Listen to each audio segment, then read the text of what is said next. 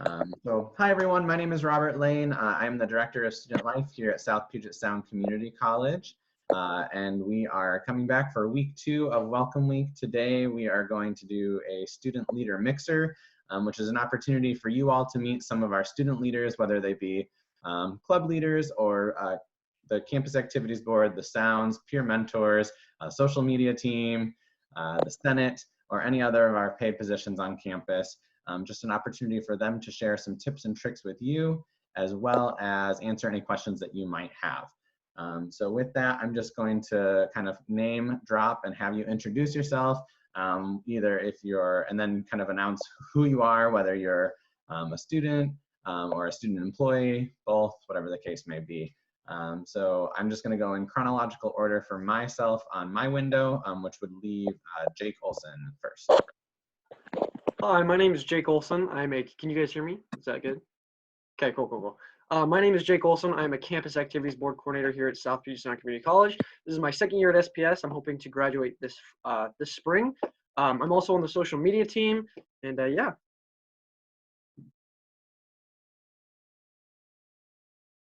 Oops, Lucas would be next. All right, hi, my name is Lucas, and I'm a Campus Activities Board Coordinator. I'm also part of the social media team. This is my first year here at SPS, and I'm an international student. Next up would be Adam. Howdy, I'm Adam. I'm a reporter for the Sounds. I'm a second year student, and I'm in the Architecture, Engineering, and Construction program. Yeah. Faith. Hi, I'm Faith Nitz, and I'm part of the Campus Activities Board as well as the social media team, and I'm a traditional age sophomore here at SPS, hoping to transfer to a 4-year. Crystal. Hi y'all, I'm Crystal. I am also a part of the Campus Activities Board and the social media team, and I am a second year student and a returning student. So I graduated high school over 10 years ago. Awesome. Christina? Hi, my name is Christina Hofer. I'm a student employee on the Student Senate. I serve as the Vice President of Clubs and Organizations. I am a second year Running Start student, and I'll be graduating this spring. Next I have Anna, sorry. Hello, my name is Anna. I'm part of Active Minds, and I'm interested in joining student life. And I am a Running Start student. This is my first year at SPSCC. Thanks, Anna. Samantha? Hi, everyone. I'm Samantha. I'm the president of the Healthcare Career Club.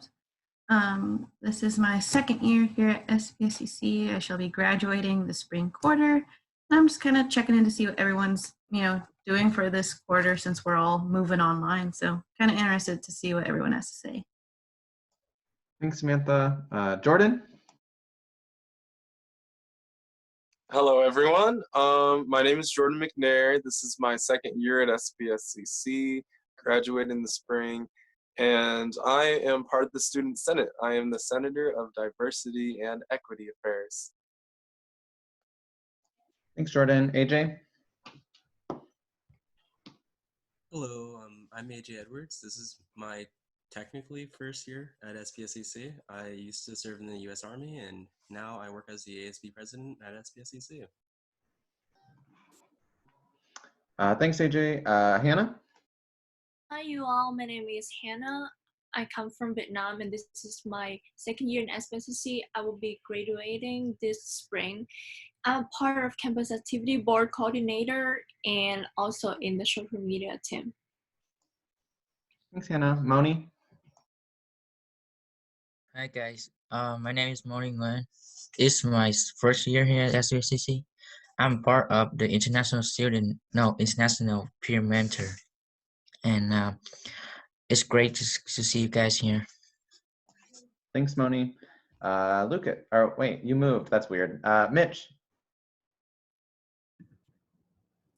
Hi, hello. I'm Mitch. am at the start of my second year. I'm in the accounting program, and this is my cat. Uh, I am also a student employee. I work in student financial services. Nice to meet you. Thanks, Mitch. And Cynthia? My name is Cynthia. I'm a first year Running Start student, and I'm here because I want to join one of these positions, I guess. Yeah, awesome.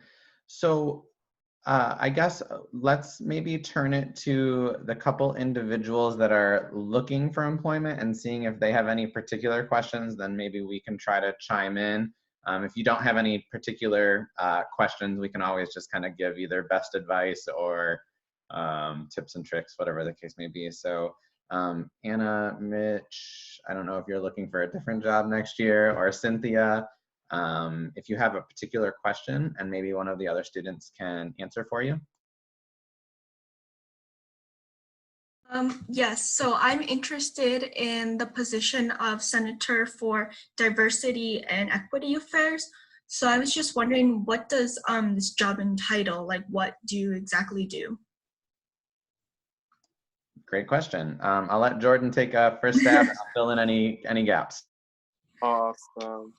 Thanks, Anna. Well, for this position this year, it can kind of be a little bit flexible. It's one of the more flexible positions in terms that student needs kind of change over the years. So there is some personal projects kind of in there of helping other students, but the primary job that I have is to overlook the food pantry at SPSCC and also run the drives that the food pantry hosts throughout the year. So like the warmth drive, where we collect warm clothes to donate to people in the pantry, and the toiletry drive. And on top of that, working together with the Senate to pass new decisions on the campus. So yeah. Thank you so very much. Yeah, of course. Yeah, and to reiterate what Jorden was saying, the Senator of Diversity and Equity really has the opportunity to advance the needs that are brought to their attention. For instance, over the last few years, this is my third academic year working at the institution, and every year we've done something different.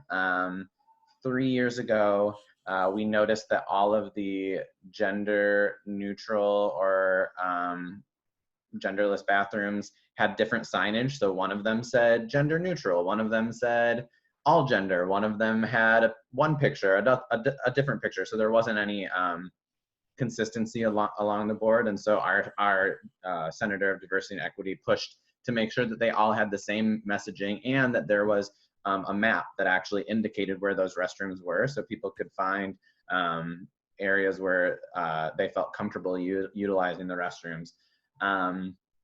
Last year, our Senator of Diversity and Equity really pushed for hygiene products in the gender neutral and the female restrooms. And so we know that access to hygiene products are not easy in some cases, because they're not covered under something like EBT or stamps, food stamps, because they're considered a luxury item, even though there's nothing luxurious about it.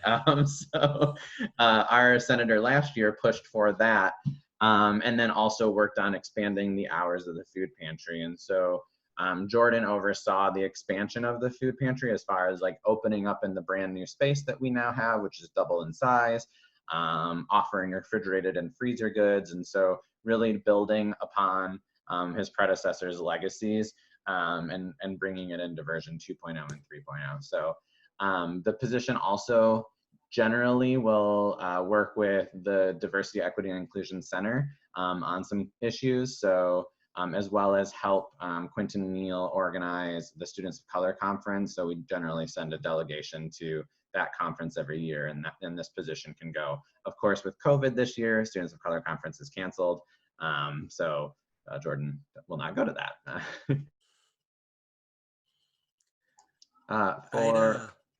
Oh yeah, AJ. I'm sorry about that. I'd like to add on that, like Jordan's position and like every position in the Senate, the jobs are like really what you make of it, and that's like what I really like. You have like the freedom to really go after the change you really want to see in the school. That's all. Thanks, AJ. Any other questions from either Cynthia or Mitch or anyone else about any of the positions? I don't have any questions per se, but I was just curious about what this all was. I am a big advocate for bringing like community resources just to different people in general. And I mean, I prefer to have just like, you know, overall like community resources as opposed to those that are just for students. So like, I think like expanding I guess just like letting folks know that there are other resources. Like I have been going to the Olympia Free Clinic, which I think is a really, really, really great resource to have in the community. But they are, as like much everything else, they are closed currently.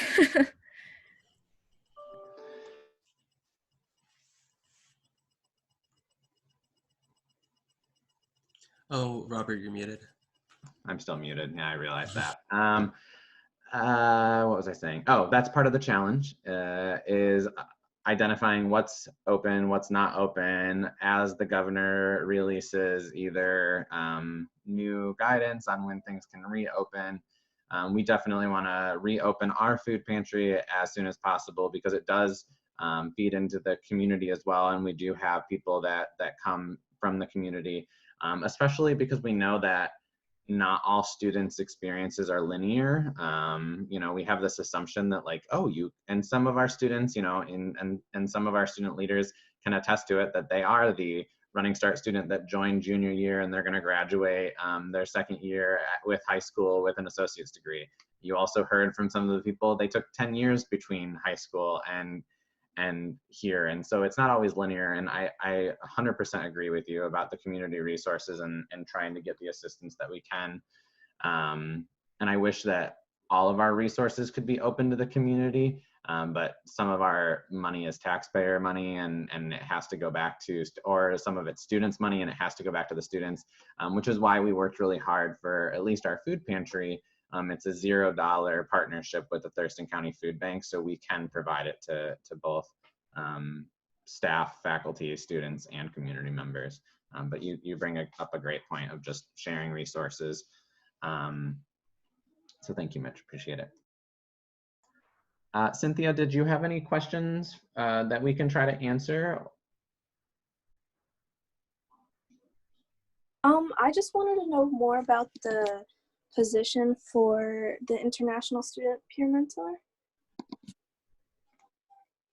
Yeah, was there a particular question about it, or did you just want to kind of hear more about the position in general? I just wanted to hear in general. Yeah, Moni, did you want to try to explain your experience so far?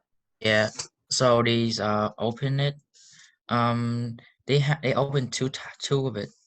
The one is for the summer, and the one is for academic year. So if you want to apply for peer mentor this summer, you should go and apply right now. And if you want to apply for the whole academic year, you have 3 weeks more. Like the due date is I think May 1st, and I think you should start working on your resume or cover letter if you're thinking about apply for the job. Yes. Yeah, and the job overall is really working primarily with our international students. So on any given quarter, we have somewhere between 95 and like 110, 115 international students. And so they are here typically on an F1 visa. For their primary purpose is to get an education. And so they're here to obtain a certificate and or a degree. And so the peer mentor position is really a heavy emphasis on academics. The difference between like the DEIC peer mentor and the international peer mentor is the way that they help connect the student, in the sense of, generally speaking, our DEIC Ignite students often come from marginalized communities or first-time generation students.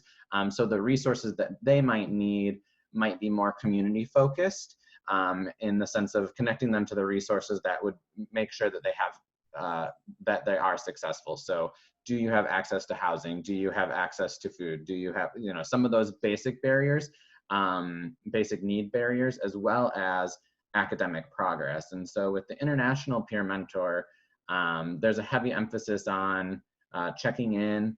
You basically get assigned a caseload, a percentage of the new students. And my understanding, and Moni can correct me, is that typically is it your first quarter international students, or is it your first year that you have to have a peer mentor? Me? Just one of the international students, correct me. I think it depends on the person who want to have the peer mentor or not. For me personally, I only have peer mentor my first quarter. So a lot of my peer mentees, they decide not to have peer mentor because they feel like they do not need one, and most of them are in their last years. Yeah. So most of my peer mentees are in their first quarter or first years, or maybe their last year, but they want someone to talk to want someone to give advice about all of that. Yeah, Yeah, it so actually depends on the people. Yeah. absolutely. A lot of it is about helping with the transition into a new space, whether it be the DEIC or international. Change can be a little overwhelming. And so giving additional resources, checking in not only on academic progress, but for our international students, this is potentially one of the first times that they've really been in the US for an extended period of time. Now, sometimes they're able to do like a high school program or an exchange or whatever the case may be. So they're already kind of accustomed to US culture. But if you're coming for the very first time, it might be your very first Halloween, or it might be your very first time seeing snow, or, you know, they're not that it snows too much on the west side, but you get the point. It's really an opportunity with a heavy emphasis on academics, and then a slight emphasis on the engagement model. So you're not responsible for creating a plethora of events, but you are responsible for helping those students engage in the community, whether it be taking them to a campus activities board event or going to an International Student Association meeting or activity. So it's really just about helping those international students transition into life at SPSCC. Okay, thank you. Yeah, of course. With that, since no one has any pointed questions, I just kind of want to open it up to any of our current student leaders, whether it be in club positions, other sectors that are outside of my purview, to really share information. Like I said, this will get posted, so there's a chance that someone might see it. If you have some tips, tricks, whether it be as a student or as a student leader, or if you all just want to interact and ask questions to each other, I'm really open. I'm just here to kind of facilitate and do the best that I can to just get extra resources out to people.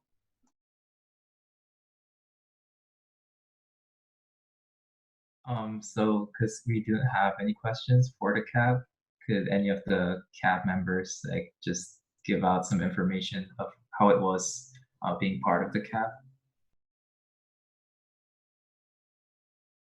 I could say a couple words and then just kind of leave some advice for any students that might watch this later when it's posted on YouTube and they're applying for the position. I think sometimes people, when they're first introduced to CAB, they don't necessarily understand the meaning of it all, and like you tell them, come to these events, and they're kind of like, well, why are you talking to me? Why are you telling me to come to these events? What's the point? And really the point is that students who are involved with their campus, it helps them, like it helps their mental state, it helps their grades actually, because when they're more involved, they're happier. So that's why SPS has put in money to make these events happen and paid these people to put these events on.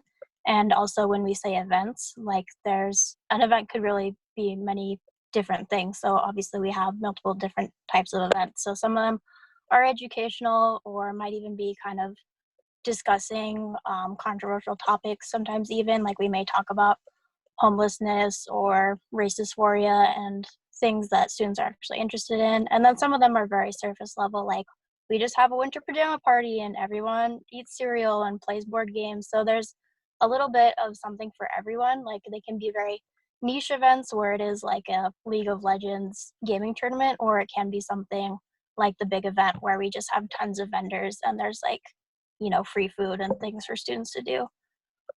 So I've noticed that doing my part of the CAB, it really helps just with transparency, because you can't always assume that people have been to our events before or know about student life, because I think a lot of times we do assume because we work so hard to put posters everywhere and like reach people as much as we can, but still it's only like 20% of the campus really knows about us.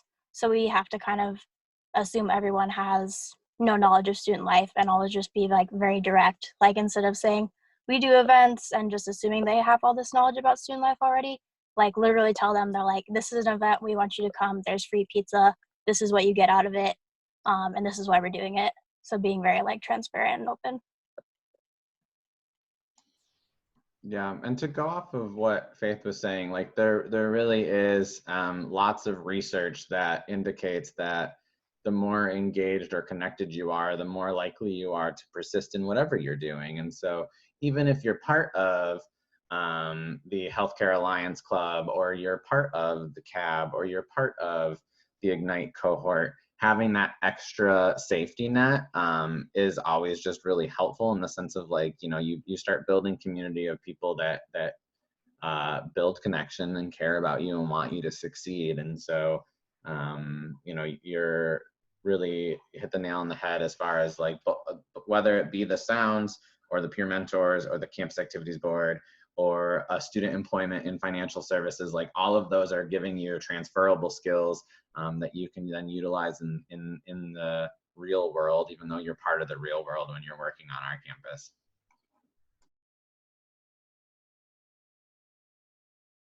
I was going to say too, going off of what Faith and Robert were just saying, if someone on YouTube or even now is looking into like, why, you know, what's the point of being a CAB member? Like, what is it?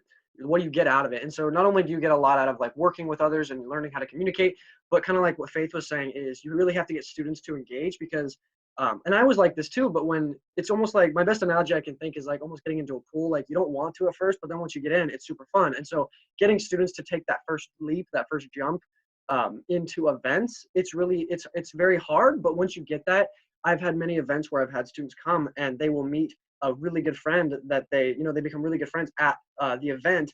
And I remember Faith had an event in November, and two people met and they had never known each other. And then like a year later, they were at another event and they were best friends. And so getting to see that is very rewarding. And so to someone thinking, you know, why do I want to be a CAB member? It's very rewarding to create an environment and an engaging community where people come together that if you hadn't been there, they wouldn't have done that. So you get to meet new people, you get to engage with people, and it's a lot of fun. And it's a lot of hard work, but it's very rewarding. So yeah.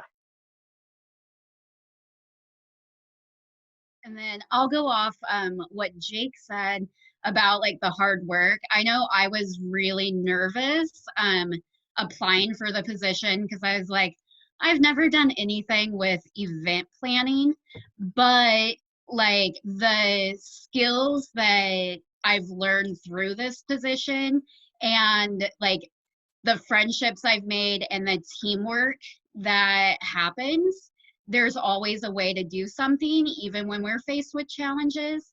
And so, like, we're given all of the tools that are needed to make successful things happen. And it's always a learning process. And so, I feel myself like I've grown through being on the campus activities board through this year. So.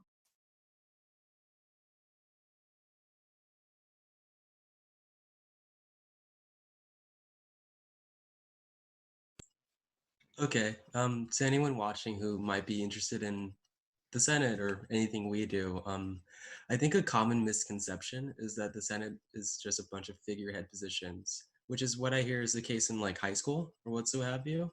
Um, and I'm just here to tell you, like, it's just not the case. And at SPSCC especially, we work. I'd say we work a lot, and the work we do actually has like real lasting change. For example, like the whole food pantry started in the Senate. That was a vote that was done by student leaders just like me, and hopefully you, whomever is watching. Um, so if you're looking to make like long lasting change and maybe just like develop yourself as a person, I'd say student Senate is probably the best way to go about that.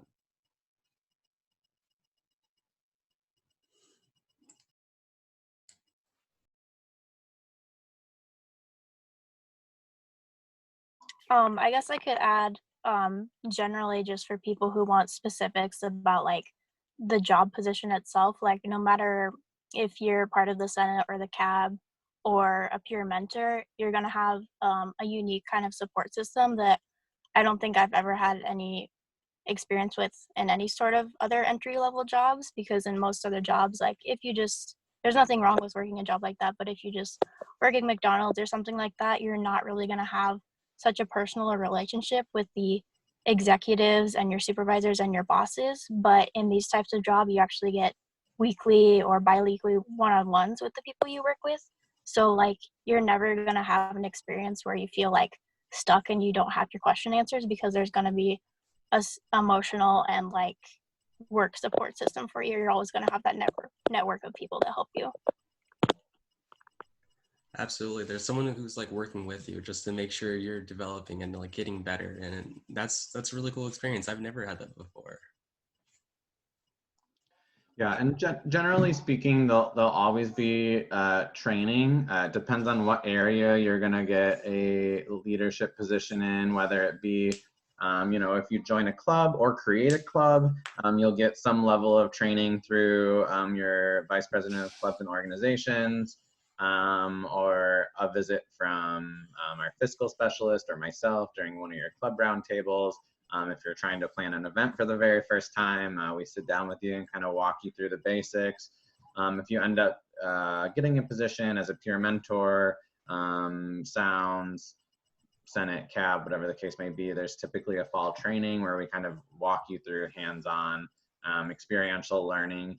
You generally inherit some of your predecessors' projects, in the sense of they'll kind of build you a basic outline of, okay, like this is kind of the event that I was thinking of, here's some basic promo, so you don't have to start from scratch. And we kind of, I like to look at it like a training wheels analogy, where like we don't just like push you off on the bike and say like good luck. Like we have some training wheels, and as the year goes on, we take those training wheels off, and by the end you're learning a new skill set and you're really thriving into it. And so I'd say that, you know, we have definitely worked from anywhere from people who have been in the workforce for 10, 15 years to someone who's 16 and a running start student, and this is their very first job, and they've never even written a cover letter or written a professional email, you know. And I think that's the really great part about these leadership positions, is it challenges you to grow in areas that you might not otherwise do. You know, like I've had the conversations of like, oh, have you actually picked up the phone and called the vendor, right? Like, oh, like they don't respond to text because they're 55 and they own their own business. So you actually have to like call them on the phone. And that's a skill set that isn't like unheard of, but you know, we do a lot of things through technology, whether it be email or texting. And so some of those other skill sets of communication can be helpful. So I just want to really quickly, while we're kind of sharing things, I just want to show people how you can apply, because I think that's important.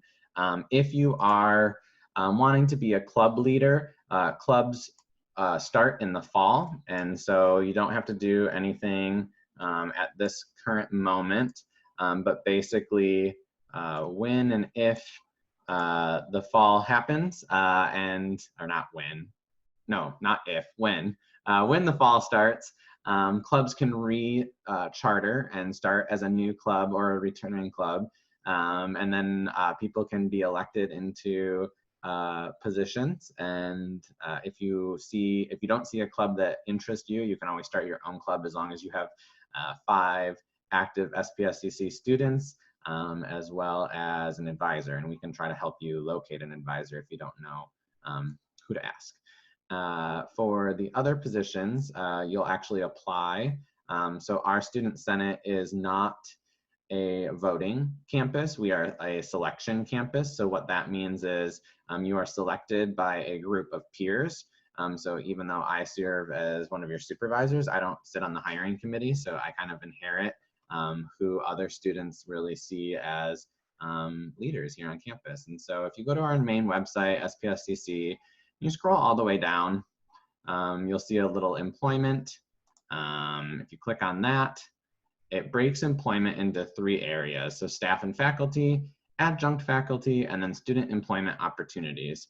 If you click on student employment opportunities, it's going to list anything that's on campus or off campus that would be a student position. And so you can see what kind of positions they are. And so basically, just to give you a quick rundown, if it says, so for this instance, it says Sound Student Newspaper. There's 3 kinds of positions that are currently available. And it says it's an on-campus student position. That means that there are no monetary restrictions for this position, in the sense that we can hire anyone that we need to, whether that be an international student, a domestic student, a running start student, a non-traditional age student, whatever the case may be. We have unrestricted funding to fill that position. The second set, the one that says Office Assistant 1 Student Life, it says work study on campus. Work study is a type of funding that comes through financial aid. And basically it is the government awarding funding to an individual in exchange for working for a government entity like a college. So basically, the federal government gives us money to pay you to work in our office. And so the money is restricted to those individuals that are eligible for work study money. And so that means that you'd have to fill out a financial aid or a FAFSA application. So that generally, the ones that say work study on campus or work study off campus, our international students wouldn't be eligible, and our running start students wouldn't be eligible because of the way that you all either pay and or don't pay for tuition. Just so you know, those are the 2 different types. You click on these and then you actually you create a profile, and then you can apply. So you can apply for multiple positions. You'll see when the position was posted, when they close, what division it's a part of. So you can see Campus Activities Board, the newspaper, the front desk, the senators, the peer mentors, and then any other positions. So like Mitch was saying, with their position, like there are other areas that do hire. I just know of the few areas that I oversee and wanted to at least share that. If you want to know more about each position, at least in my area, in student life, if you go to the main website and go to Campus Life, scroll down, go to Student Leadership, and then on the right-hand side, there's going to be an orange button that says Student Life Jobs. If you click on that, it's going to give you our 3 functional areas and the international peer mentors, and kind of talk about what the position is and some basic outlines of what they do, what their responsibilities are. And so you can kind of see those things. You can see the qualification, you can see our timeline that we're going to be following this year, when fall training starts. And then if you click on this blue Apply Now button, it'll just take you to the website that I just showed you. So it'll just take you to the student life or the student jobs portal on our main website. So it all redirects to here eventually. So I will stop sharing. Any other kind of thoughts, feelings, tips, tricks, transition questions, anything else that might be helpful? I'm gonna mute myself and let the floor be open again. I was gonna ask about the jobs on the Sounds. So for Adam as a reporter, how it was working there. I've had a really awesome time working on the Sounds. It's a really cool job to have on campus because you have the opportunity, like kind of like what AJ was saying, you really have the opportunity to make it what you want to, and also, you know, bring your life experience into it if that's something that you want to do. I'm a non-traditional student so I worked for a number of years before coming back to school, and I feel like, and a lot of my colleagues on the Sounds I have colleagues who are running START or who just graduated high school, so we all are finding things that we like to do and can contribute to the campus through the Sounds. For me personally, I've really appreciated the ability to build contacts around the school because we need to have informational sources for the stories that we publish in the Sounds. A lot of what that looks like, at least in my reporting, has been reaching out to staff, faculty, and other students on campus about, you know, clubs that they're involved in or activities or services that are available to students. And as a student, I've seen how important those services are to students and their success and their happiness at school, and have you know, identified those things as a source of my happiness at school too. So it feels pretty great to be able to bring that to other students, and have, at least working on the Sounds, you have the opportunity to, you know, make the things that you see as important, you have the opportunity to bring those to other students. So it looks like Mitch has maybe left the conversation, but earlier they were saying that they were really stoked about community resources, and if that's something you're interested in, bringing community resources to a wider audience, I think the Sound is a really awesome place to work, and you get a lot of experience doing a lot of different things, from writing to figuring out what is going to connect with other people and through words or images, and also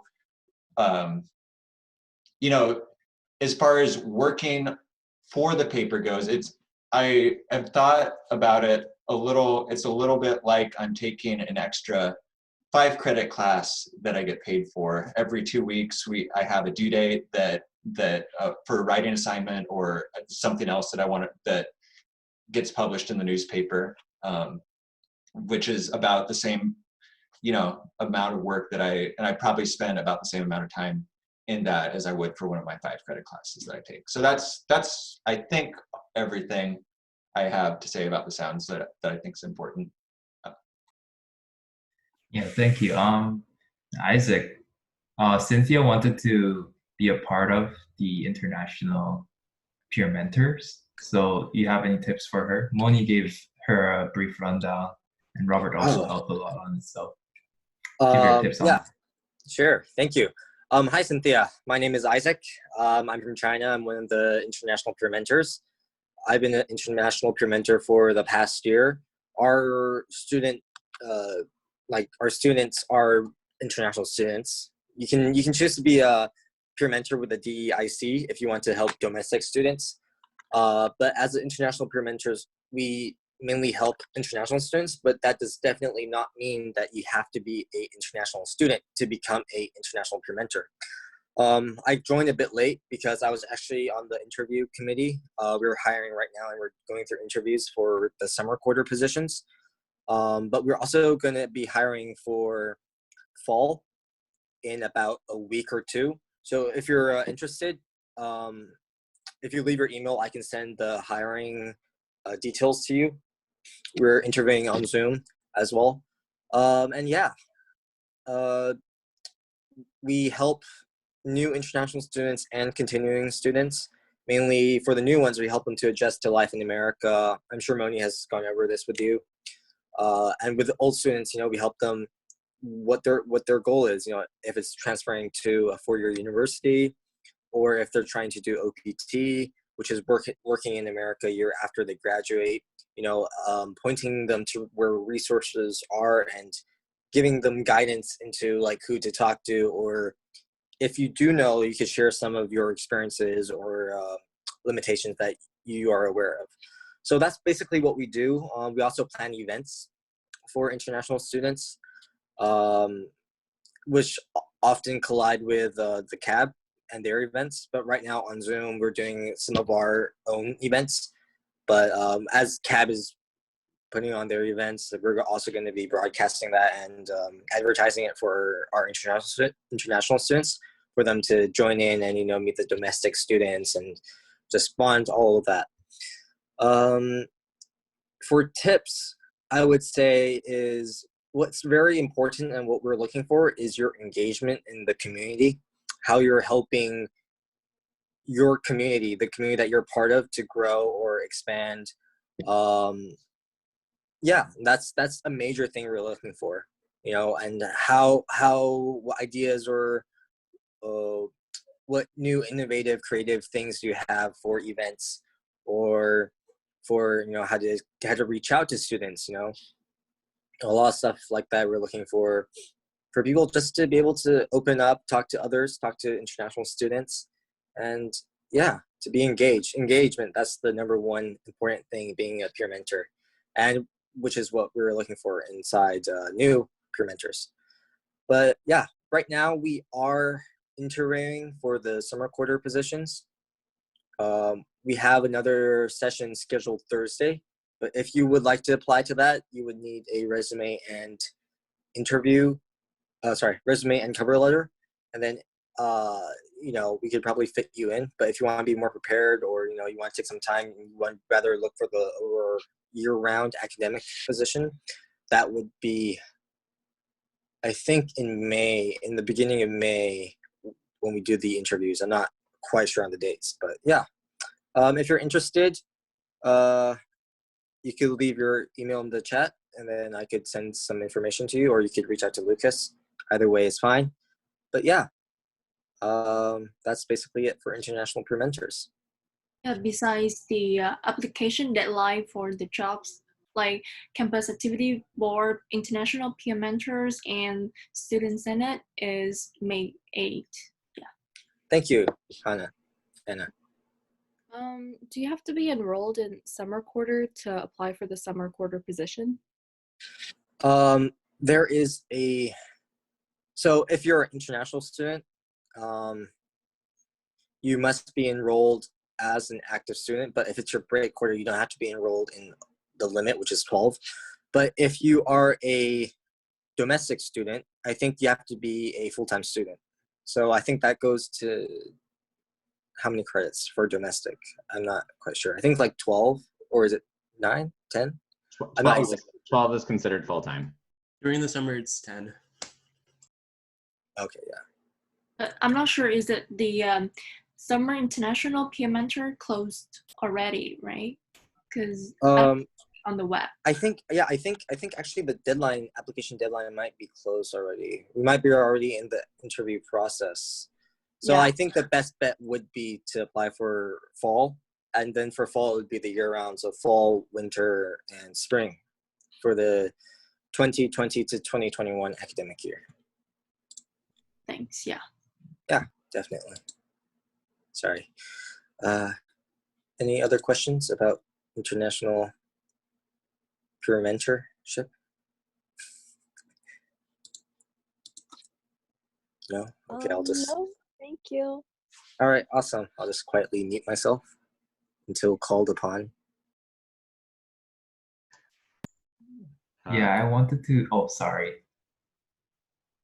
add upon like Isaac's on the engagement part. Like I think some of the most stressing part of writing a resume is to like put down some of those important details that might make you interesting person to be part of those like student life jobs or other jobs. So I'm pretty sure like most of the hiring committees are aware that we are still students. Some might be like over the age of 20, some might be still running start students. So they're very, I guess, lenient on those sides. Like your resume doesn't have to be like 5-star, like most engaging students in the high school or something. As long as you show that you are like willing to learn and you have some of those aspects in you that want to be a part of those, like, oh, I want to be a part of CAP, or I want to be part of International Peer Mentor. You're interested in like international students and you want to help them and get them to be a little bit more engaging in the cultural side as they enter America, stuff like that.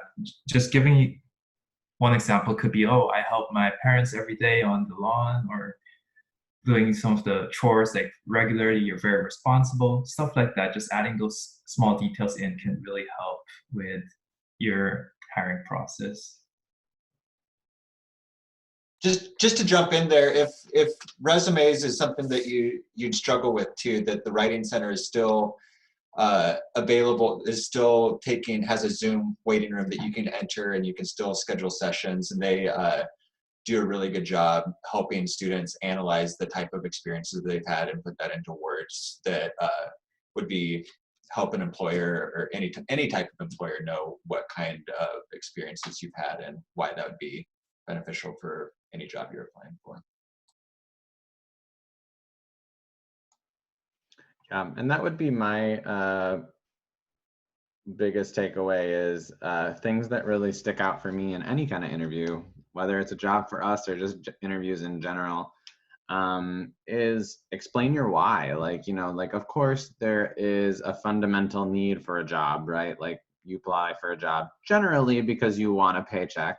And so I think it's always really helpful to understand the why. Like, did you apply for 20 different jobs and not really look at the job descriptions? Because that might show up in the interview if you don't do a little bit of research, and at least understanding like, oh, I want to be on the campus activities board because I want to learn how to put on events, or I want to learn how to contact vendors, or I want to manage a $50,000 budget every year, or whatever the case may be. So I think that's really important. And Lucas, I would reiterate what Lucas said 1,000%. If you don't have to have a job to have skills when you're applying for these jobs, like taking care of your younger siblings, planning a birthday party, right? Those are still transferable skills in the sense of you had to think about like, well, how am I decorating? Who am I inviting? How is this going out? What's the budget? You know, there are some things that you can still break down, even if you haven't had a job. You can still have some experiences to share in those interviews, and that's what really makes people stick out, is their desire to want to work in whatever position is being applied, and not just like, oh, I just need a job and this is my only option because it's the only on-campus job that I qualify for. That doesn't sound very exciting. That doesn't make me want to hire you. What makes me want to hire you is saying, I want to help other international individuals transfer into an institution in a place that's unfamiliar to them because I know what it felt like. Or maybe I don't know what it feels like, but I want to be part of that solution, right? That excites me, or at least that should excite Jenna if she heard something like that. So I think that would be the other tip. And most people are willing to look over. It's generally not appropriate to send your stuff to the person that's on the hiring committee for review. So like if you're thinking, oh, I don't know that many people, I know Robert, but he's on the hiring committee for the campus activities board. Think about other individuals that might be able to look at that. Think about the people in this room, or other staff members or faculty members that you've worked with or been a part of. Generally speaking, Jenna and I share a lot of people where, like, if someone's really interested in applying for a peer mentor position, Jenna might send them to me to kind of look over their stuff, and I'm happy to do that. I'm always happy to try to to give a review, but it's just generally not appropriate to send that to the person that you're trying to get a job for, because you're trying to impress them with your best resume the first time around, not asking for tips and tricks from them.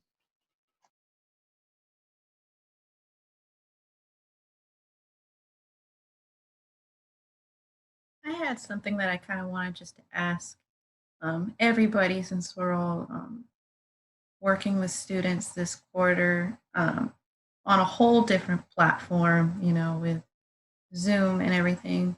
How is everyone doing with like connecting to students and creating events? I know Crystal, you had the bingo event, and so I'm kind of just wondering like any tips and tricks to like get students to be continuously involved this quarter, just to make sure everyone still has that support despite the situation that we're in. Yeah, so it's definitely been a challenge, just because, I mean, all of us are students too, so we're also getting or trying to get situated ourselves with classes. But I think that the use of like social media and trying to find different like innovative ideas that get students like excited still. But we've definitely been trying to push the events via social media. And that's another aspect too. The CAB members, we're all a part of the social media team. It kind of just comes with the position. So it's really important that we organize ourselves to be able to get all that information out. But I know, yeah, it's been challenging. I'll let my other cabbies take over. So, oh yeah, go on, ahead. Faith. Oh, okay. So I would say that, yeah, it's definitely a challenge, and we're being innovative and we're adjusting, but still some roles that apply to on-campus events haven't really changed with the new venue, I guess you could say, of our virtual sessions. Like the students, my favorite type of students are the students who just love events and come to every single type of event no matter what we do. But typically that's not the regular student. Most students, they kind of like ask, what's in it for me? So I would say still incentives are still a big thing. Like for a lot of our events, we're offering like, hey, come to this event and we'll actually ship like something from Amazon, a prize or a raffle gift to your house.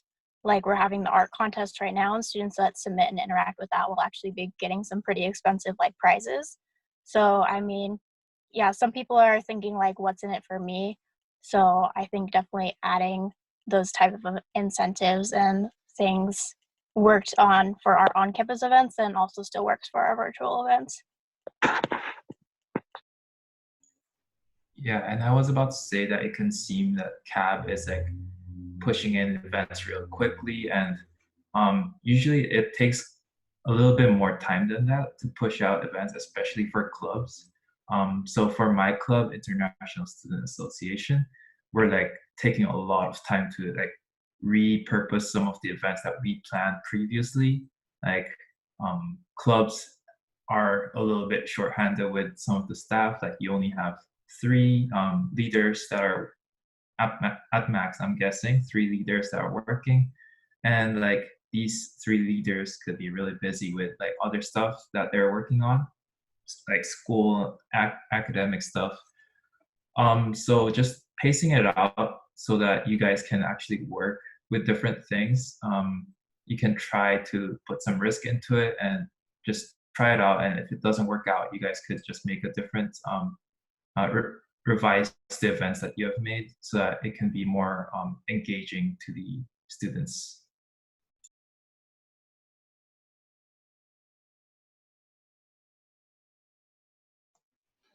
Yeah, we've definitely tried to lean into, and I know it's not like the best, but you know, Zoom or Google Hangouts or whatever the case may be, as a way to just continue to build community. There, like Faith said, there are some possibilities to still have access to club funding. It just has to make sense as far as if we can't get on campus, like I'd have to ship it to you. So then like, and I have one person that does all my purchasing. And so if you have 40 people in your club, that's 40 shipments, 40 separate purchases. So that's a little hard, where it's like when we're doing these events like bingo or the art prize, you know, we're having a couple people that will end up getting something put into a random raffle or whatever the case may be, or compete. And so I would say that Zoom can still happen, like the virtual meetings. Once we have better guidance from the governor, we can figure out if we can do in-person meetings again, hopefully soon. And, you know, we still want to try to celebrate in the sense of like, you know, the nursing pinning, like how is that going to happen? Or the dental program or the student leader celebration at the end of the year. Like we're still trying to navigate, but are open to virtual opportunities where, you know, we can still try to make it special for those individuals. But yeah, it's a challenge. And I think what's really important for us as leaders, just in general, is to recognize that we also are human. So, you know, not all of us are going to be working at 100% capacity like normal. Because now all of a sudden you have a little sibling that you're taking care of, or a child that you're literally a teacher for now, or there might be additional financial strain in your household or your support system. Someone might be sick in your support system. And so I think what's challenging has been like, you know, we're doing this, and you know, I'm really grateful that we got some people that aren't my student employees to join this, and it's been great so far. And I hope that, you know, people watch this, and that's what we've been trying to do, is just build community with the people that have capacity and are interested in doing it, and understanding that not everyone's there right now, and they might be next week. Or they might not be ready to re-engage in this way for a couple weeks, but hopefully we'll be here and we'll have the systems in place to re-engage with them when they're ready.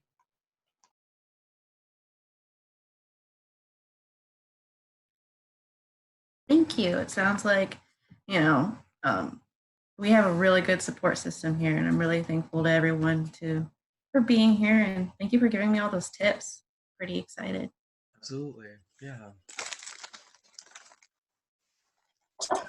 Yeah, sorry. I just wanted to apologize if I asked you to leave your email. Adam did send a link with all of the student leaders' emails, so if anyone would like to contact any of us, it'd be best to do it personally like that. I'm sorry.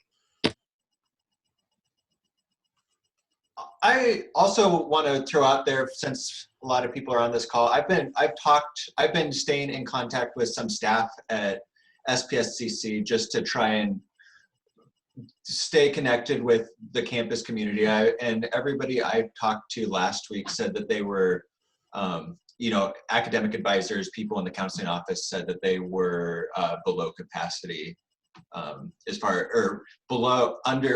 under what they had expected as far as student engagement with their services. So if you need a appointment with advising or counseling right now, would be a really great time to schedule an appointment, because they're available. Yeah, and everything is accessible on the main website right now. So public relations has really tried to make it foolproof for you to get the services that you need. So if you go to the main website, there's literally all these virtual waiting rooms. So instead of standing in line in building 22, you literally enter a Zoom room and you just wait until someone's available to talk to you. And so that can happen with the One Stop. Advising has some walk-in appointments, or you can schedule via Compass like you've done in the past, and they'll send you a Zoom link and you log in and meet with them. Outreach and advising for new students. If you want a student ID, so we can issue virtual IDs basically if it's helpful for you to get a discount or access to something. E-tutoring, and then library, and then some basic updates. But like Adam said, so far, it's been a lower amount of engagement than we originally anticipated. So we do have capacity, so people aren't having to wait for these services at this point in time. So lean in if it's going to be helpful to you. You know, we have people here for you. maybe not in the traditional way that you'd expect, but they are here ready to help in any given situation.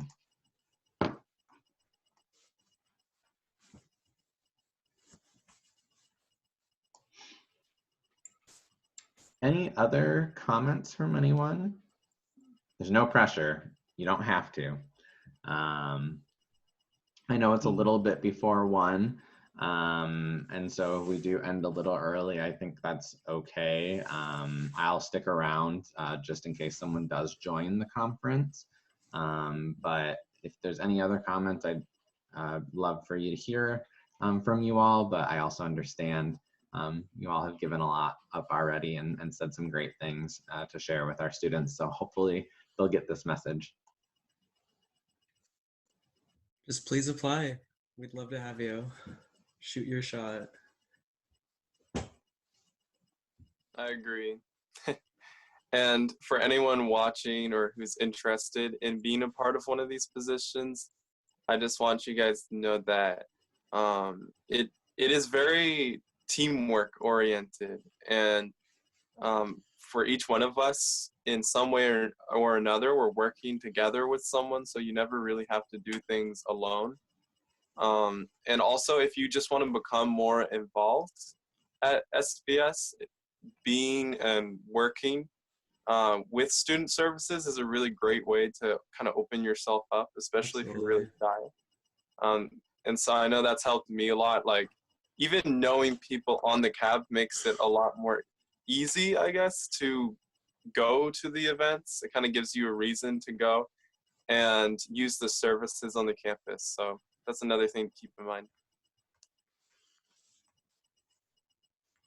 Also, I would add on to that it really doesn't matter whether you're like introverted or extroverted for any of these positions, since we do work as a team.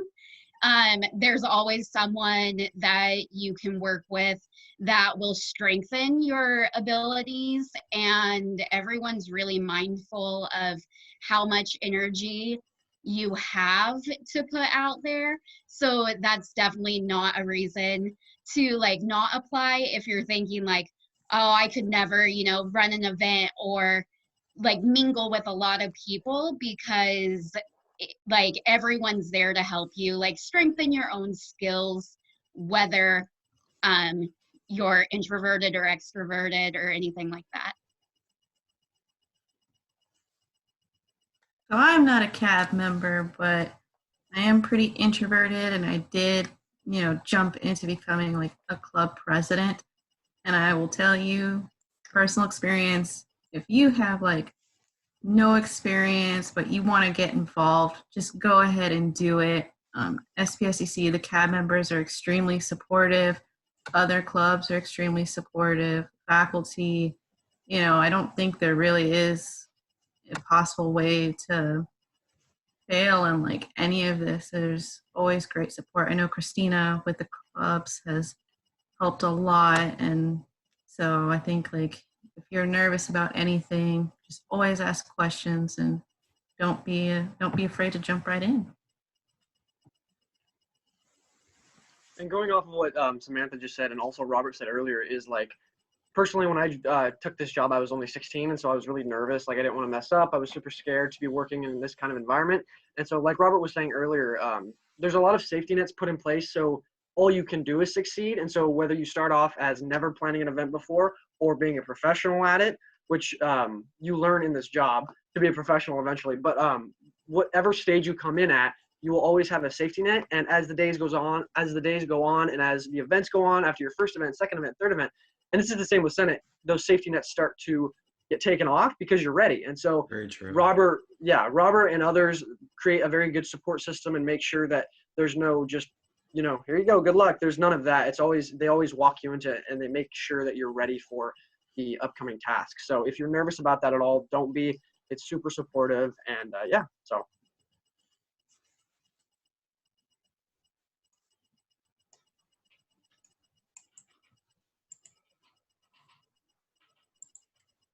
As a facilitator, I've gotten a lot more comfortable with like awkward bouts of silence. So I usually count in my head, and if I can get to the end of the number that I'm thinking without you all jumping in, I end.